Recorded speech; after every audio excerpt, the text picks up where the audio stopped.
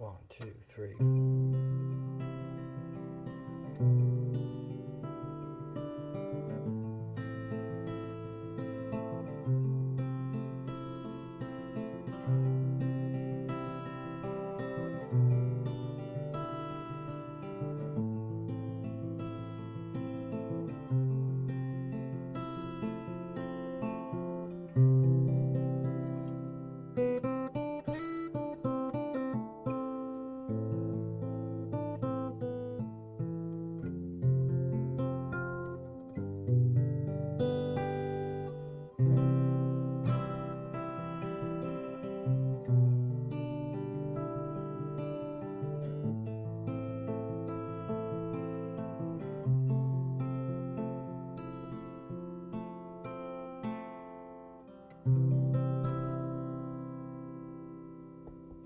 Hey everybody, welcome back to the Noel Casler podcast, episode 116.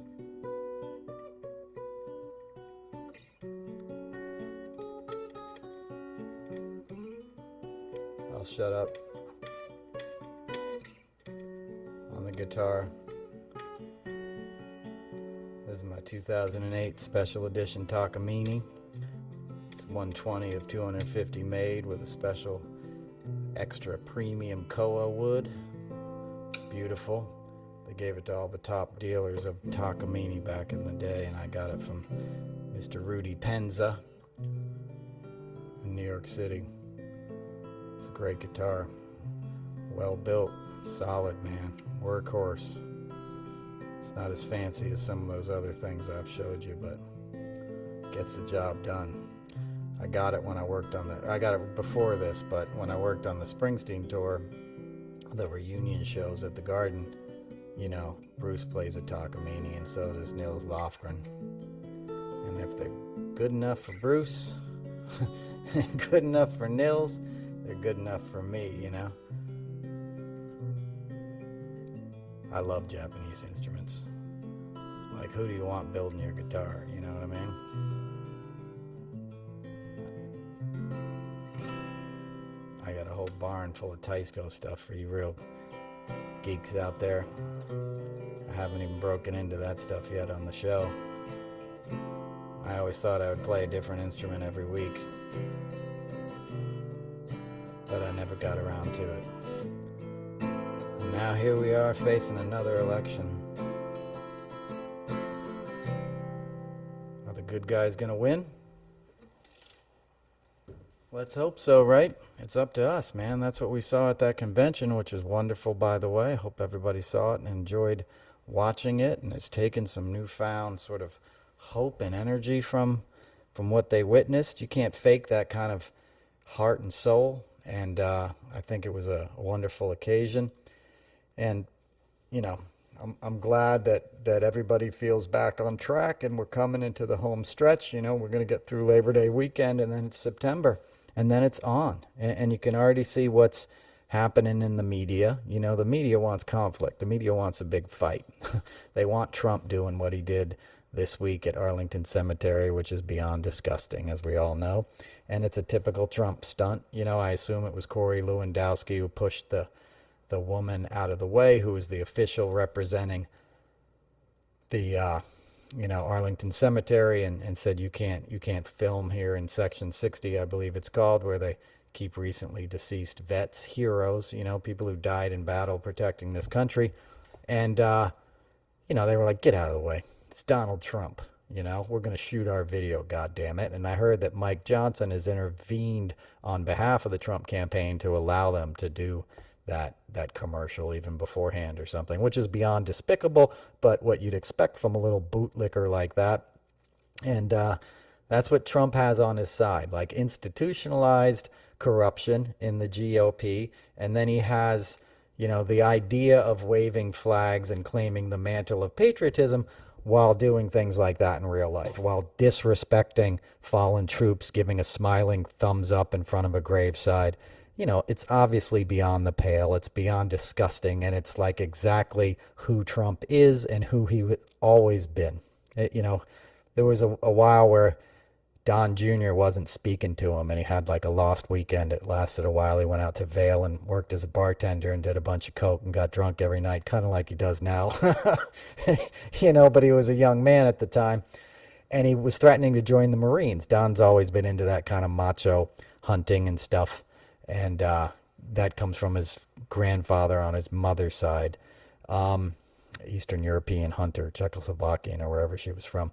But so, and that's not really Donald's thing. He tries to pretend like he's Rambo, but he's not. He's a New York City kind of guy, gets manicures and stuff. It's not his thing. And he threatened to disown John Jr. if he joined the Marines, and obviously Don Jr. acquiesced, as they all do, but now he gets to claim the mantle of patriotism because the cultural thing is so embedded in that side. And, I've been talking about that for 116 episodes. I don't need to beat you over the head with it again, but we're seeing it come to fruition in the way he's conducting himself in this campaign. And to me, that's just maddening, because the fact that people are still falling for this BS, that they still think this guy is somehow on their side. I'm going to turn it up a little bit because people always complain that it's not loud enough.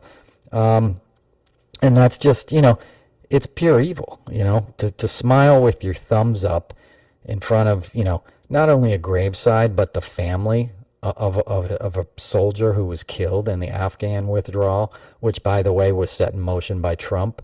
And Trump freed 5,000 Taliban fighters and Al-Qaeda fighters because the only people he negotiated with were the actual Taliban. He cut out the Afghan government that we'd propped up and built up and supported for 20 years. He cut them out of the deal and just dealt directly with the Taliban in 2019 to set the timeline of our withdrawal, which, if you remember, was around the same time of year, Labor Day, right now, that he invited the Taliban to come visit him at Camp David when he was negotiating this thing. And, even Don's suck up aides were smart enough to realize that would have been a disaster, and they talked him out of it, right? But the end result is what we have now, or what we had, at the end of the summer a couple years ago, when Biden honored the timeline that was set in motion. And you can make an argument that that was not a good idea, and I don't know why he did it, given his experience on the Senate Foreign Relations Committee and as vice president. He should have seen better that it was going to be a disaster, but it clearly was a disaster, and 13 service members lost their lives.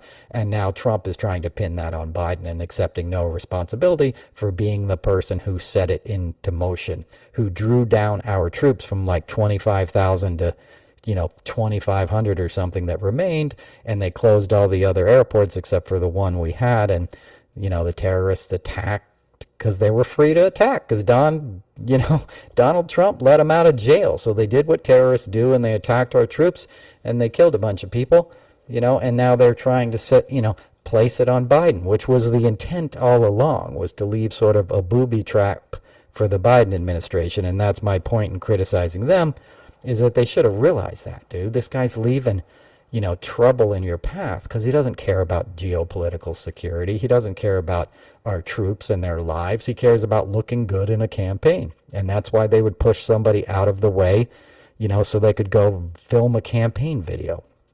And if you're like me, it made your blood boil to see that image of him standing in front of the tomb of the unknown soldier and laying wreaths and stuff like he was still president. And if you're like me, you may have noticed that the major networks carried it, right? CNN, MSNBC, the major cable news networks. They carried it live as if it was a breaking news story, and they're giving him that mantle of authority, like that he's still POTUS. And that's what's disgusting about the situation, right? Because it's leveling the playing field for a criminal. It's giving the criminal the same sort of visual imagery that this person who actually serves with honor and holds the office does, right? Which is President Biden now and Vice President Harris.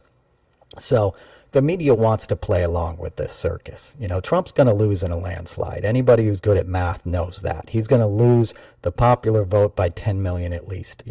They got a great ground game in the Harris campaign. They're out in southern Georgia and North Carolina this week on a bus tour.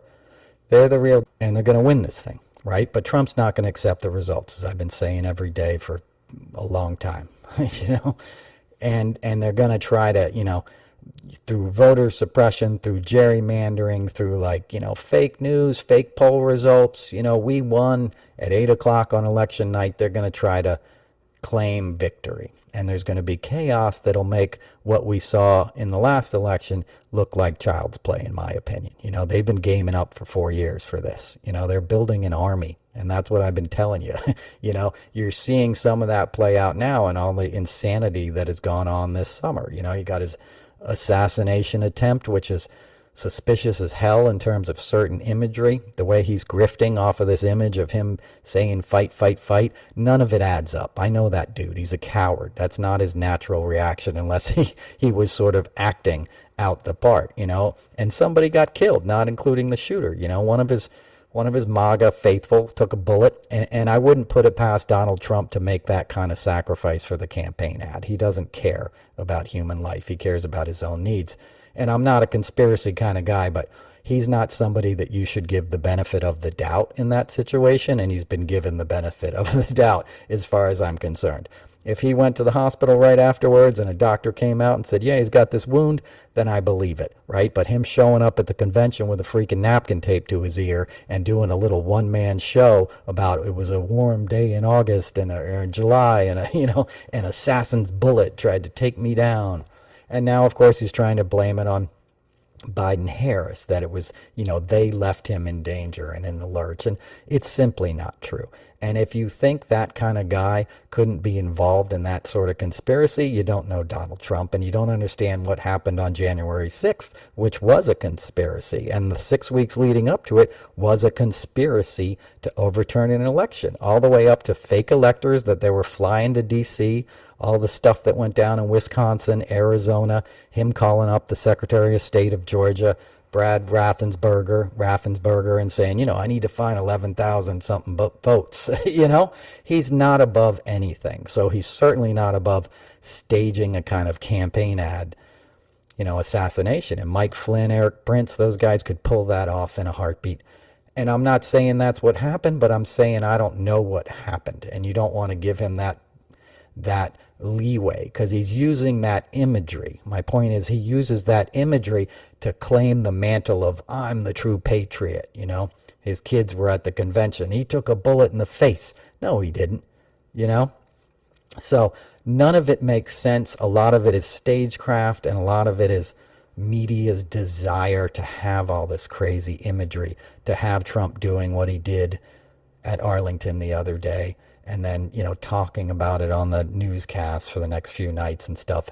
And the cumulative effect of that ignores the accomplishments of President Biden and Vice President Harris and the positivity and authenticity and real-world results and real-world policy that will benefit working and middle-class Americans and all Americans, minorities, protected class, disabled, Anybody you name who's a citizen, and we're all citizens, no matter what color of our skin or orientation or gender or any of that stuff, we all deserve all the benefits and protections of the federal government. That's who they're for. That's who the Democratic Party is for. Okay? Trump is for Trump and the, white Christian nationalist dudes who are backing him up, and the little suck-ups like J.D. Vance and, all these clowns that are willing to go along with it. Project 2025 would be a disaster for this country. Dismantling our federal bureaucracy and replacing it with 50,000, Trump loyalists would be the end of, our progress as a nation. From the NIH, because he'd dismantle the Department of Health, or he'd put, RFK Jr. in charge, which I'll get to later. You want to talk about a scumbag. Bobby Kennedy is a scumbag. His father is one of the greatest president, didn't get to be president, but one of the greatest political leaders we've ever had. His uncle obviously inspired a whole generation. My grandmother, Bobby Kennedy was her hero. She worked on his behalf in schools in D.C., teaching, underprivileged schools. He was the first American at a top political level, but besides President Johnson, who enacted the civil rights legislation. Bobby Kennedy was the guy who got it on a cultural level and was ready to pull us all together. So to have his son, his namesake, go along with such a divisive, racist scumbag like Donald Trump is beyond the pale. And I could do a whole episode on all the bad stuff that RFK Jr. has done in his life. And it's crazy. And it's worse than just cutting the head off of a whale with a chainsaw, which alone should have you locked up in an institution for the rest of your life, you know? Not to mention him defending Michael Skakel, who's his cousin who murdered a 15-year-old girl in Greenwich with a golf club and went to prison for it, and then got some fancy lawyers later on that got him out of prison. And Robert Kennedy Jr. tried to frame some other guys for that crime. And, you know, he's a scumbag. He cheated on his wife 36 times, kept a diary, not 36 different, like, times he slept with someone else, 36 different women. And he kept a diary of it. And she found it. She committed suicide. He blamed it on her, said she was an alcoholic. He said all these horrible freaking things. You know, her family blames him for her death. They should. You know, you can't blame completely it on him if someone takes their own life, but, you know, he didn't make it any easier. He got up at her memorial service and said, you know, last time we talked, she said I was right and it was all her fault. Like, he's a scumbag's scumbag. He gave the family bird acid when he was a teenager, you know, at whatever that compound they had was in Virginia. So, you know, he gave his brother heroin, who died of a heroin, David Kennedy. You know, when I was a kid, I think David was his name. You know, he's just a bad dude, you know, and he spreads conspiracy theories. He goes on Joe Rogan. He's a bottom feeder. He's a troll and a dangerous man for dumb people, right? And that's what Trump wants. That's Trump's MO, is dumb people that are watching YouTube and being like, yeah, Joe Rogan has a point, you know? Maybe vaccines aren't good for us. Like, it's hogwash, you know? People who fly in the face of science to make a buck are beyond contempt in my mind. So it's no surprise that Trump would bring him on board. I think the benefit he gives Trump's campaign will be pretty minimal, except for the fact that he'll rile up the QAnon whack jobs and all the fringe lunatics that Trump will then rely on after he loses the election on November 6th and claims they cheated again and asks people to go to the places where they're counting the votes like they did in 2020 and, you know, bring their guns outside of the center in Arizona and intimidate the vote counters in Georgia and all the kind of tactics they've used before. They're going to want more people involved in using them. And I think RFK Jr. will be a useful idiot in that attempt, you know, and he won't be blind to what he's doing. He's a scumbag too. So there you have it. You know, it couldn't be a clearer choice. It's basically, you know, good versus evil. And aren't you sick of this? Aren't you just sick of this man and hearing about this disgusting pig? He's trying to sell a book, you know, with that image on the cover, a coffee table book of the shooting. He retweets it all day, every day. They want you to forget, you know, I took a bullet for democracy.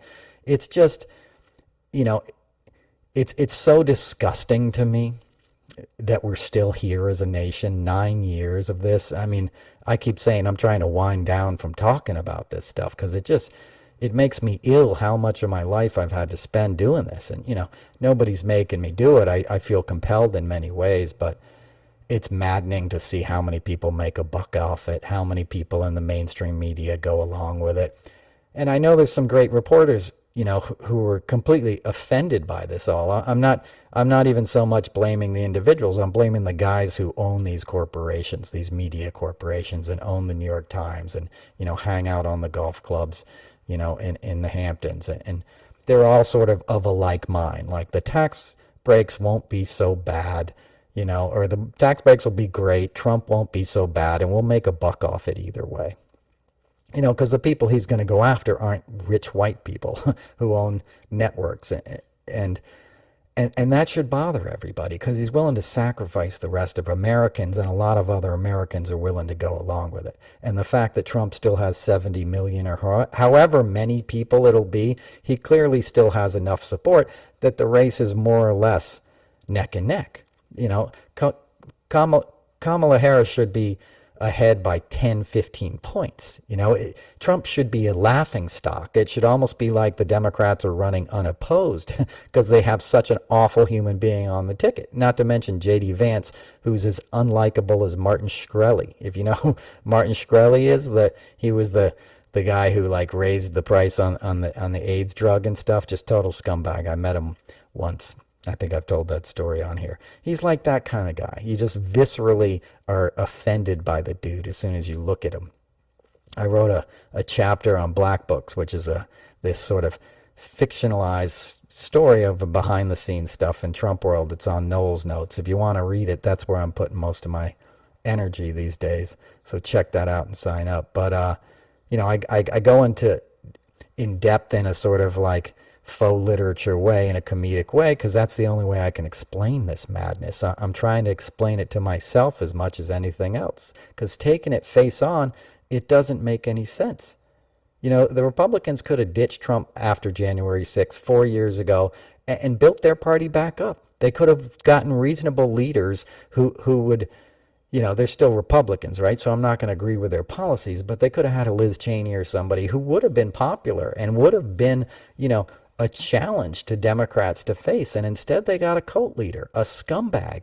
But the fact that he has such a hold over so many fellow Americans is maddening to me.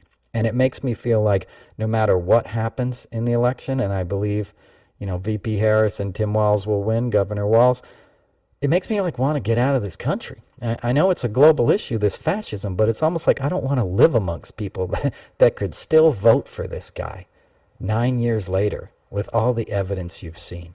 And I don't want to get back into that too much in terms of the cultural stuff, but that is what it's about. It is the giant pickup trucks and the guns and the Screaming Eagle tattoos and the American flags. These guys aren't politically savvy, right? They're not taking the time to read the facts. Them and their buddies are talking about how liberals suck and Democrats suck, and they're hearing stuff secondhand down at the job site or on Fox News at night or on some awful right-wing podcast, and they're repeating it and they're believing it, and their wives are believing it, and the women go along with misogyny, which should make your stomach turn, right? Trump tweeted out a thing yesterday where they were talking about blowjobs, and Hillary Clinton, and the insinuation was VP Harris got her job, from having sex with somebody. A Trump said that, right? A guy who's married to Melania Trump, who was a professional escort, which I'm not denigrating, but that was her gig. She was given to Trump as a gift because Trump was obsessed with Berlusconi's wife, this Italian ex-movie star, and Trump was obsessed with her, and Melania looks like her. So a mutual buddy in New York basically rented Melania and brought her to a party, and then she got on the Trump train, so to speak, And that's all fact. The media didn't report that. They didn't look into her modeling career, which was non-existent before she met him, and then she started showing up in Camel ads and stuff, pretends to be a social, supermodel. She wasn't a supermodel. She hung out with Ghislaine Maxwell and, all these scumbags, and I'm not dissing her, and I'm not dissing any of that kind of stuff or trying to promote misogyny myself. I'm just saying this guy is talking about that. This guy who has his daughter giving him lap dances, who owned a beauty pageant called Miss Teen USA, where you're judging which teenage girl looks good in a bikini. A grown man is doing that. Trump is the most, besides being a rapist and a convicted sexual assaulter and all the things that I know for a fact he is because he's done it to friends of mine, he's the most misogynistic dude you'll ever met. I got buddies who used to play golf with him, and they had to get out of text chains with him because he's grosses people out. Look at the clip of him and Jeffrey Epstein down at Mar-a-Lago, the famous clip you're always seeing on the internet of the two of them partying, and Trump has the Coke overbite. He says something to Jeffrey, and Jeffrey bends over in disgust, right? Dude, I can't believe you said that. Imagine being the guy who makes Jeffrey Epstein blush, essentially, right? That's who Donald Trump is, okay? There's boys will be boys, and then there's Donald Trump, okay? He's a scumbag. And that weekend, by the way, Jeffrey Epstein flew down with Trump, and they had a party with a bunch of Buffalo Bills cheerleaders. That's who the women were in that video, because Trump was trying to buy the Buffalo Bills at the time. So, the man is beyond contempt. when it comes to women. And the fact that he'll use that as a campaign issue and other women will go along with it. The fact that there's families who have daughters that will allow him as an example, of a leader that will support somebody like that doesn't give me a lot of hope for the future of this country, no matter who wins the election, So I'm not saying I'm leaving. It just, it's going to take a while to wash the stink out of this country that Trump has put onto it and put onto people. And a lot of ways, it feels like it's worse every day. You go out there, there's all these cars that are all jacked up with these engines. You're terrorizing nature. You're terrorizing like sentient beings.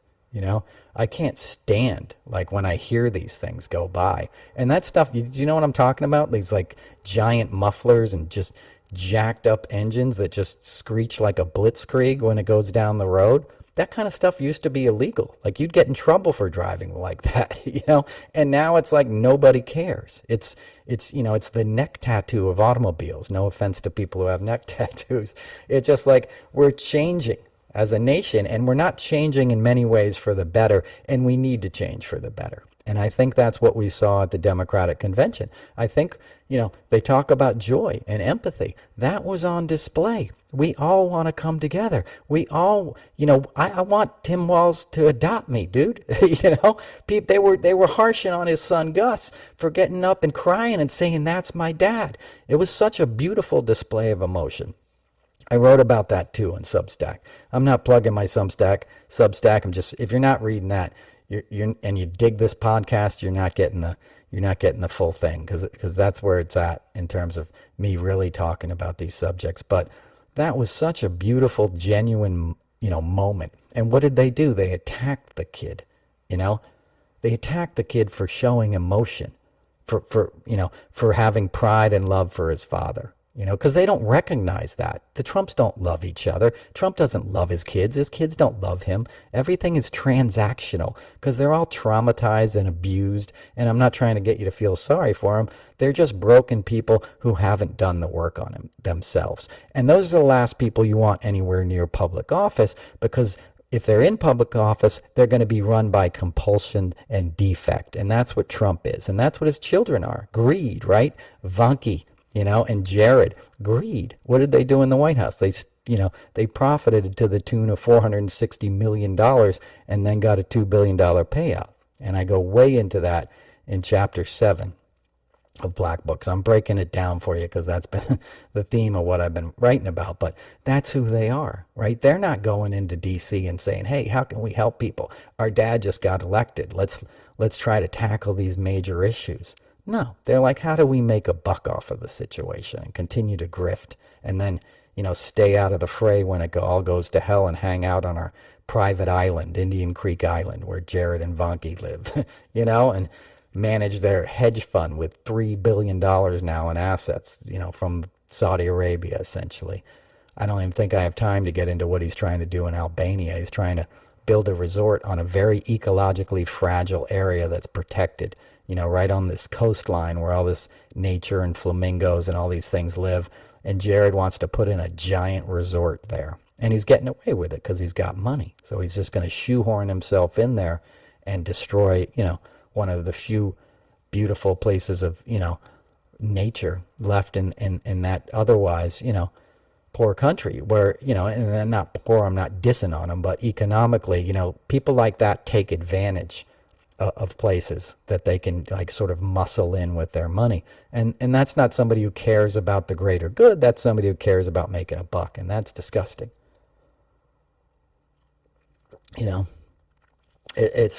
That's what you'll get if you reelect Donald Trump. And I know nobody who listens to this show is going to vote for Donald Trump, but we don't even talk about that. We talk about Project 2025 and what that'll do to our government, and what that'll do to immigrants and all these other diverse factions of what makes America wonderful. We talk about how they'll be under attack and our agencies will be under attack. We don't talk about how we will lose progress. We'll basically lose the environmental fight because it's drill baby drill, right? That's his environmental policy, fracking everywhere.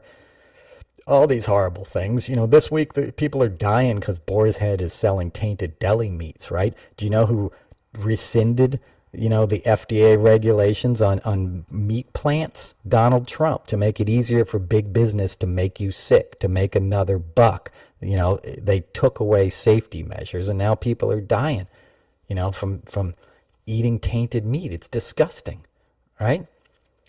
That's what'll happen. All the worst things you can think about that an industry can do will be unregulated and, invigorated with a Trump reelection. That's what's really at stake. So be joyful, be positive, but understand you basically got 2 months to pull this off, and you got to talk to everybody you can. You got to be brave enough to kind of reach across the aisle. If your neighbor isn't sitting there with 15 Trump flags and an AR-15 and a giant pickup truck, and you think you might be able to have a conversation with them, if they're just a school teacher and they swing right and their husband's right, and they haven't really thought about it too much, but you think you might be able to change their mind, especially women.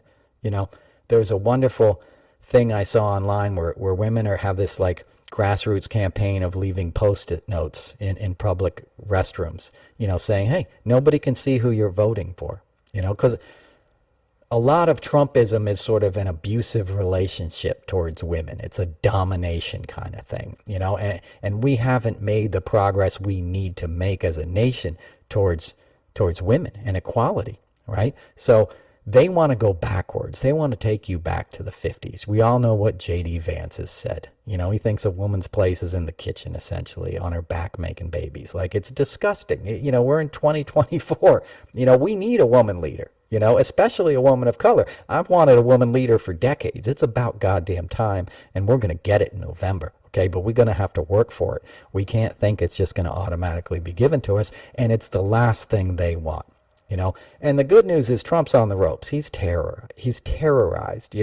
He's completely scared. He's given up basically campaigning. He's sitting on his golf course all day and he's tweeting offensive stuff because he's planning on stealing it. He's planning on basically going to work after the polls close on election day, not before. That's when he thinks he's going to get in office, and there's a lot of people who are going to go along with him. And if it goes all the way up to the Supreme Court will definitely go along with him, and that should scare you.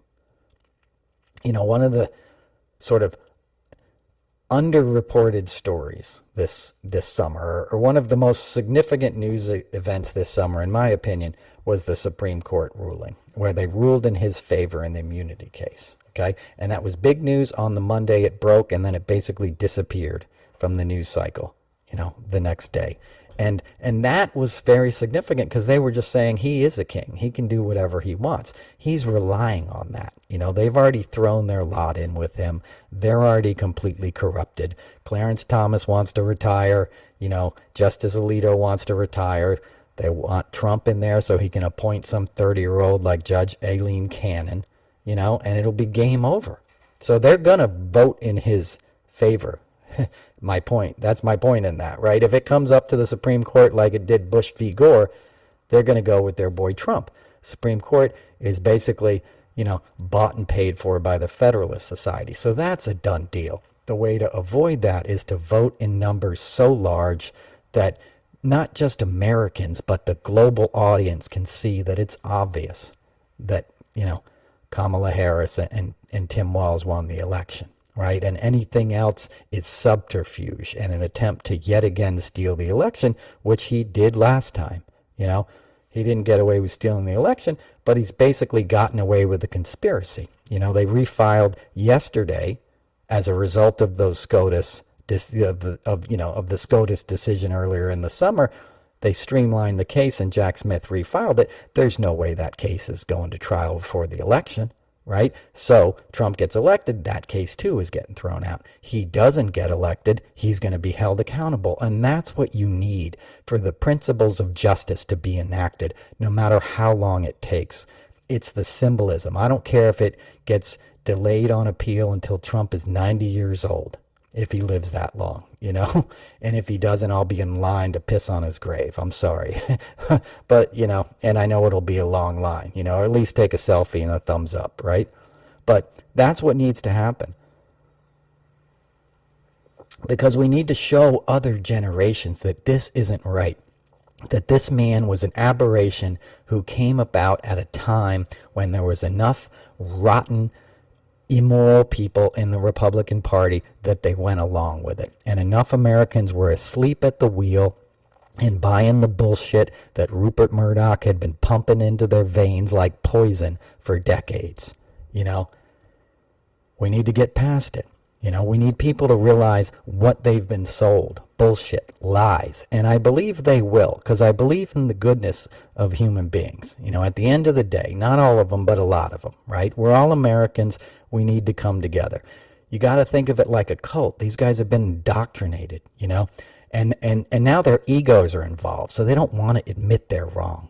You know, and they've been given so many conspiracy theories by repetition over and over that they want to believe Trump and they don't want to admit that they've been duped. But they have been duped, right? And there's a lot of industries that are making a lot of money off of the duping of them, the conning of them. You know, take the oil and gas industry.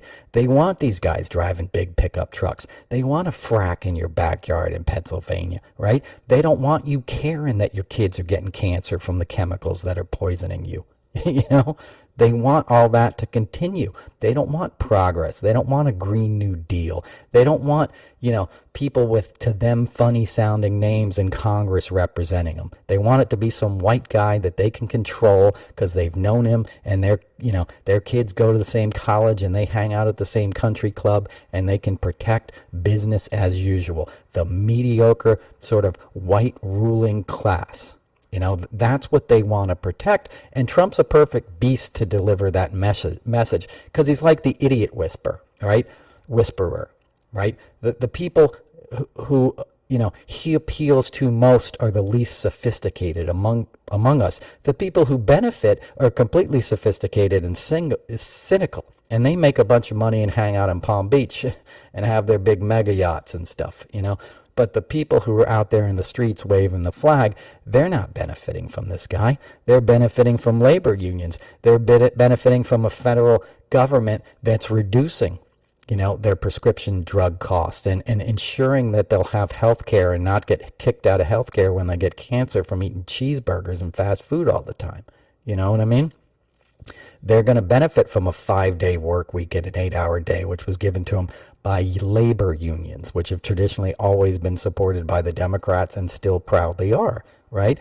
They, you know, the ones who've sort of moved from a working class to a middle class have mainly done it because of the GI Bill after World War II that allowed people to go out and get an education and come out of a Depression-era United States, which was all before that basically, you know, industrialists and robber barons exploiting the workers, right? And then we all went to World War II. We built up this huge industry. We came home. You could go work in a factory and make a decent living thanks to labor unions and put 2 kids through college and 2 cars in the garage, or 3 kids through college. And then those kids could go be doctors and lawyers and, you know, journalists and whatever they wanted to be. They could advance up the ladder. It wasn't just if you weren't born a Carnegie or a Rockefeller, you weren't getting a leg up. That's the way it used to be in most cases, right?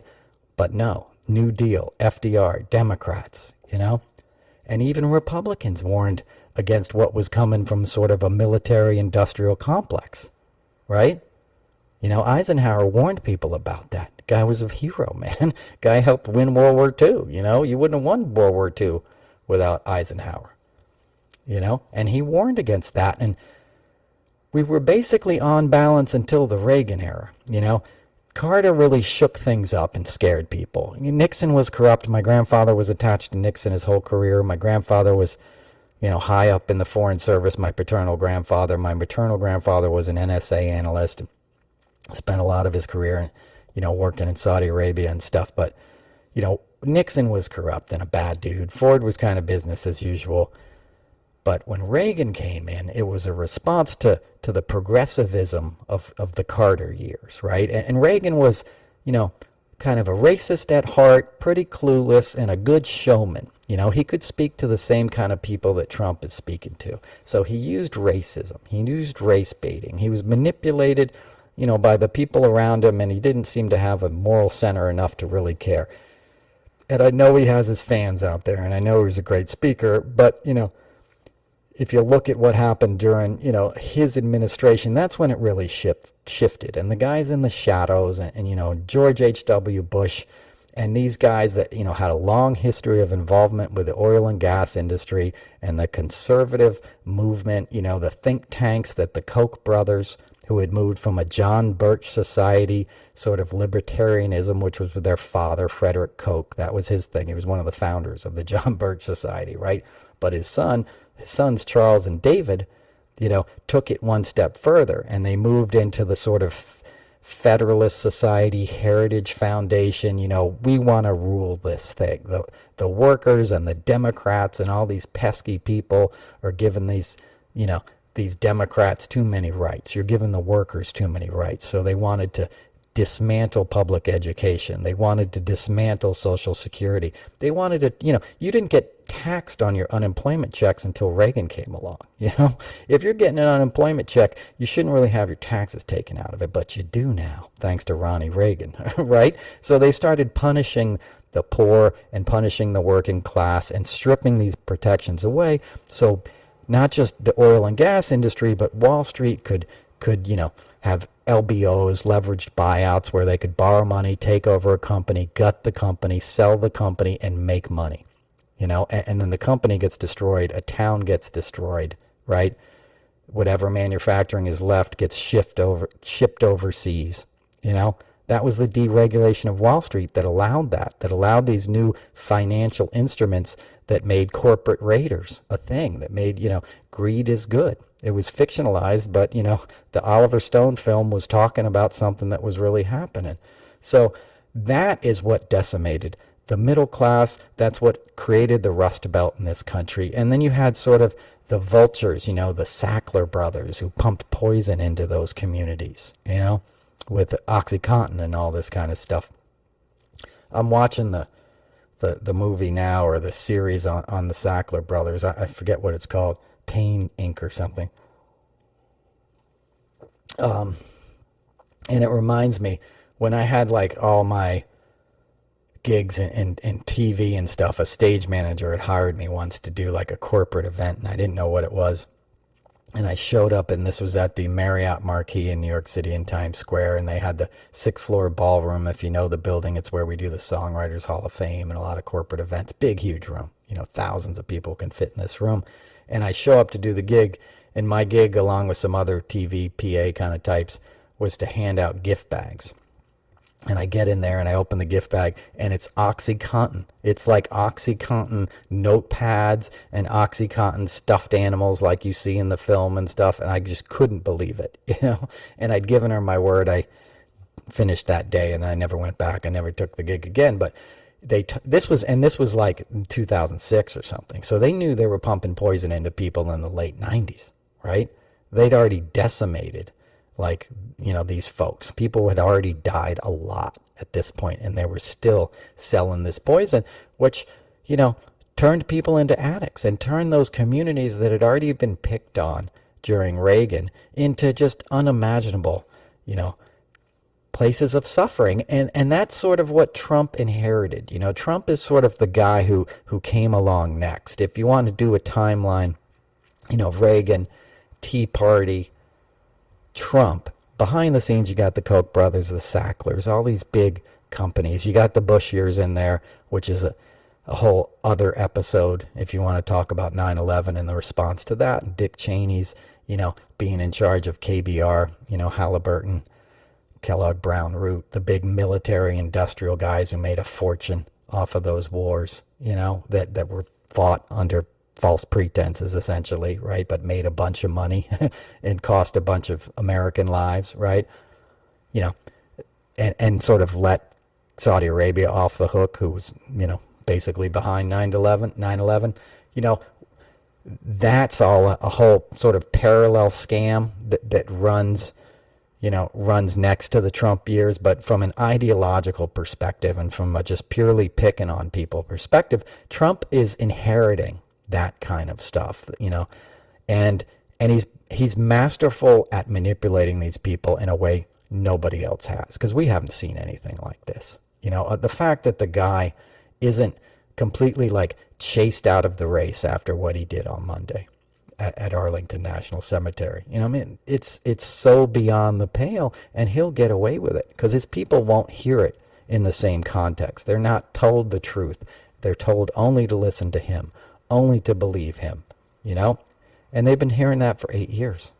And he's got an army of these idiots now. And that's what we're up against, okay?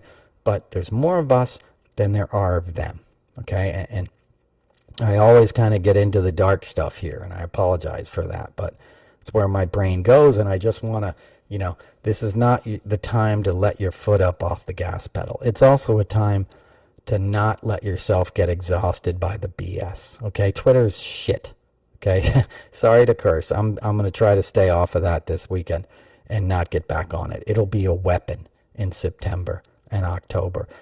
The fact that, you know, I don't know if you saw the story yesterday, but the Trump campaign stole a bunch of, well, we don't know it's a Trump campaign. That's the other thing. It's a cutout, right? They have cutouts and Russian bot farms and troll farms that Elon Musk also works with that do these cyber kind of attacks. But they took all these influencers' pictures, you know, Denmark women and Swedish women, you know, these hot, you know, Viking-looking hot chicks, which is the idea of beauty that they promote to their followers too, which is also bullshit. You know, not that those women aren't hot, but so are all women of all colors and shapes and sizes. Beauty is beauty, and beauty comes from within. It ain't got nothing to do with, you know, some Aryan definition of beauty or whatever. Even though I look like I'm one of those people.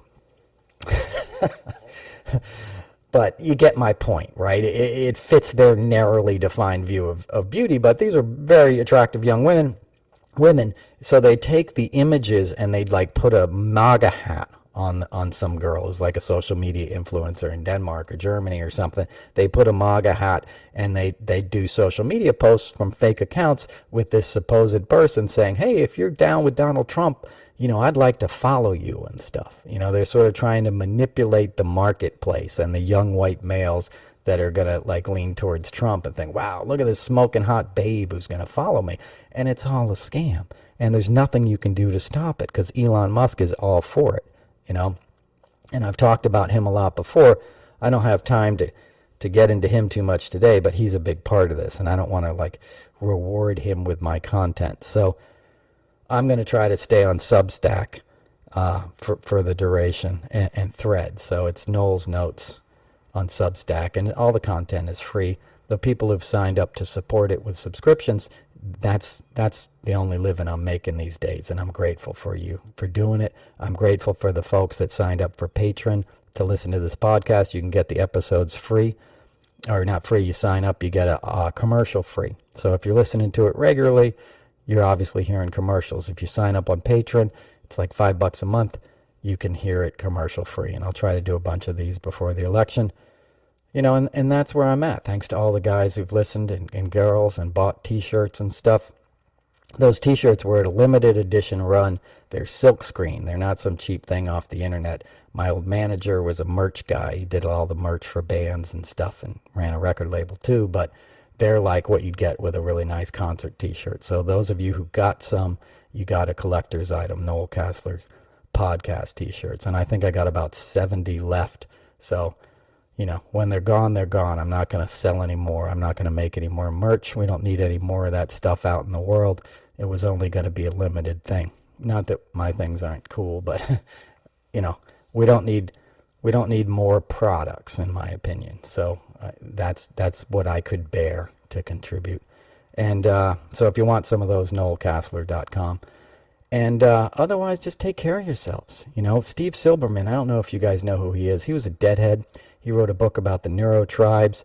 Big presence on Twitter and social media. Just before this show, I learned he passed away. Just before I started taping. And he was a friend of Crosby. And, you know, that's sad, man. Life is short. It goes quickly.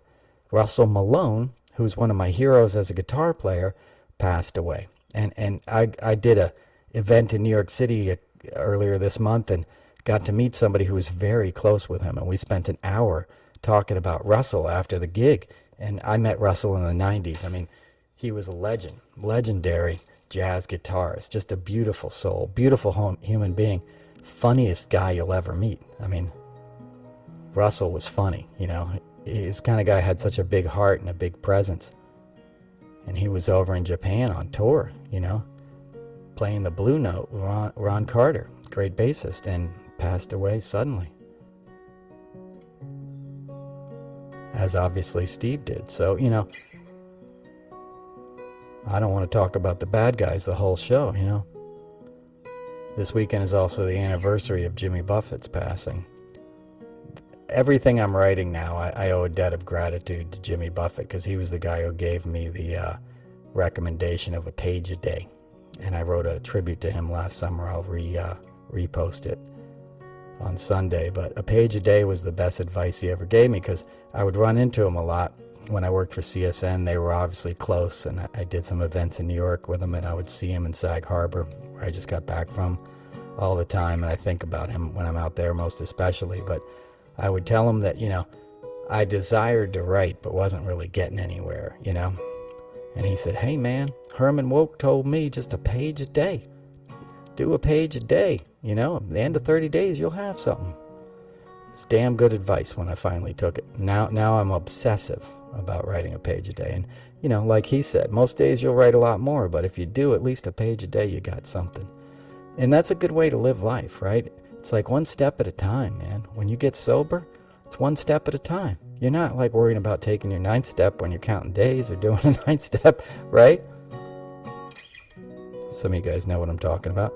It's progress is made like one breath at a time, and we're making progress. As dark as everything I talk about is, you could feel the vibe.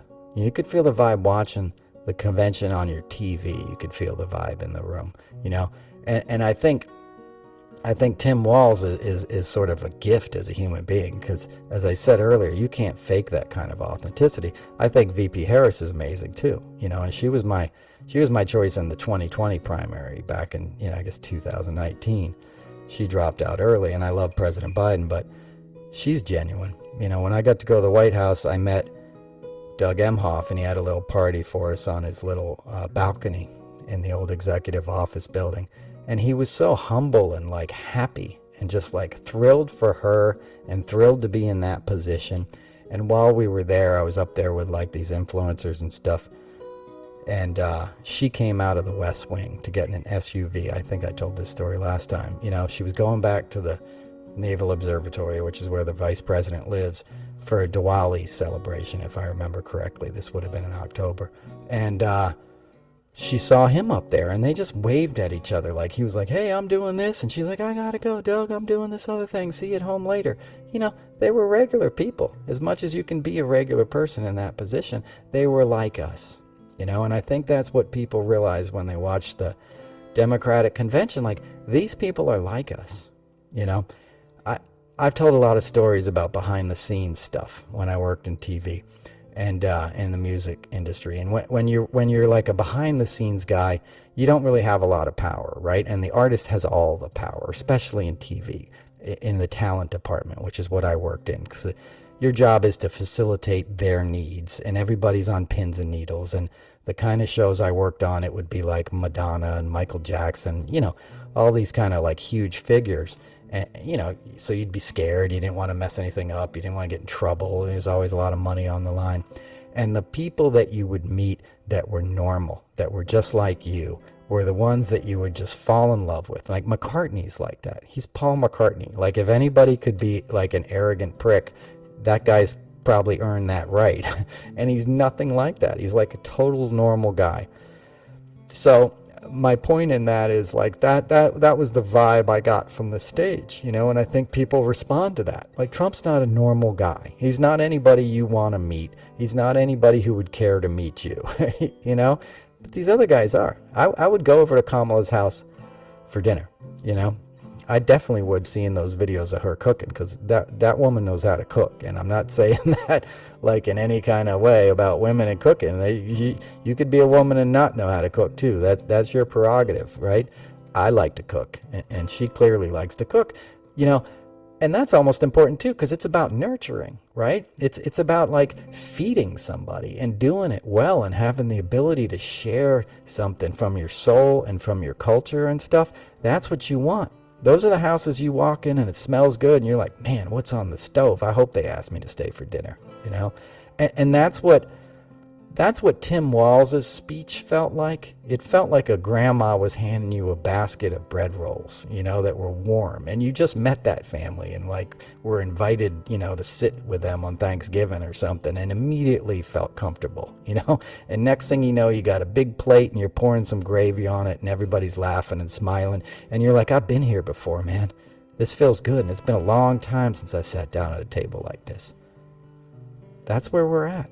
That's what this election is. It's bigger than politics, you know. It's about restoring the soul of this nation. It's about making sure everybody has a seat at that table, that everybody gets a full plate, you know, and a safe place to sleep at night. That's what we're fighting for. That's the best of us. That's the best of what a government can do. You know, you don't want to live in a land where kids are going hungry. You don't want to live in a land where people are demonized because they're coming across the border to build a better life for themselves. You want to help those people get a leg up. You want to make a place for them at the table. You know, that's what we need to do. That's what we aspire to do. That's what we're going to do. Okay? So vote blue, man. Tell everybody you know to do the same thing. I'll be back soon. I love you guys as always. Thanks for listening. Peace.